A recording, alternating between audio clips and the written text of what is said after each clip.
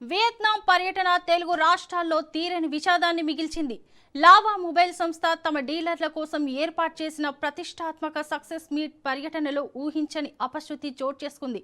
హలాంగ్ బేలో పర్యాటకులతో పాటు వెళ్తున్న బోటు ఒక్కసారిగా బోల్తా పడటంతో 18 మందికి పైగా పర్యాటకులు జల సమాధి అయ్యారు.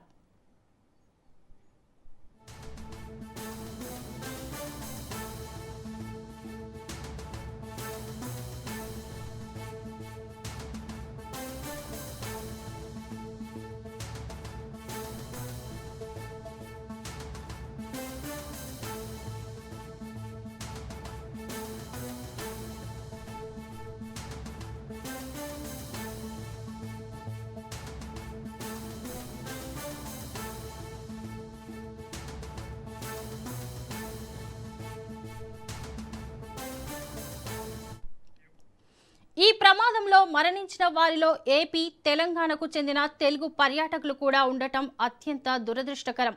మృతుల్లో మచిలీపట్నానికి చెందిన వ్యాపారవేత్త గిల్లి కిషోర్ భార్య జయశ్రీ, అలాగే కడపకు చెందిన శ్రీధర్ ఉన్నారు. ఈ ప్రమాద సమయంలో బోటులో మొత్తం 32 మంది ప్రయాణికులు, 3 సిబ్బంది ఉన్నారు. వీరిలో 23 మందిని రెస్క్యూ టీం సురక్షితంగా కాపాడగా, ఏపీకి చెందిన మరో 4 పర్యాటకులు ఇంకా గల్లంతైనట్లు తెలుస్తోంది.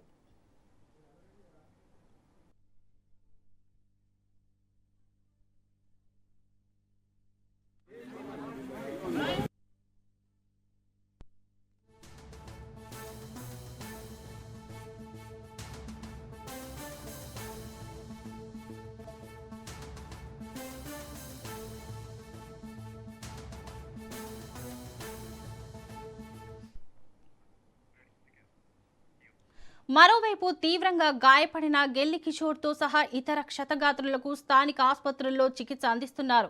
ప్రస్తుతం కిషోర్ పరిస్థితి విషమంగా ఉన్నట్లు సమాచారం. వియత్నాంలో చిక్కుకుపోయిన మిగిలిన టూరిస్టులు తమను స్వదేశానికి తరలించాలని ప్రభుత్వాన్ని వేడుకుంటున్నారు.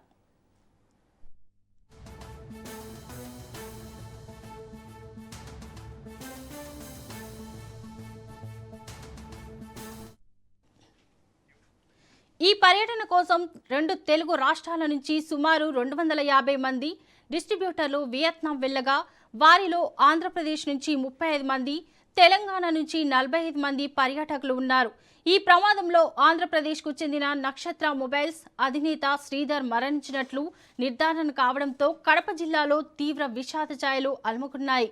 ప్రమాద సమయంలో బోటులో మొత్తం 32 మంది ప్రయాణికులు ఉన్నారు.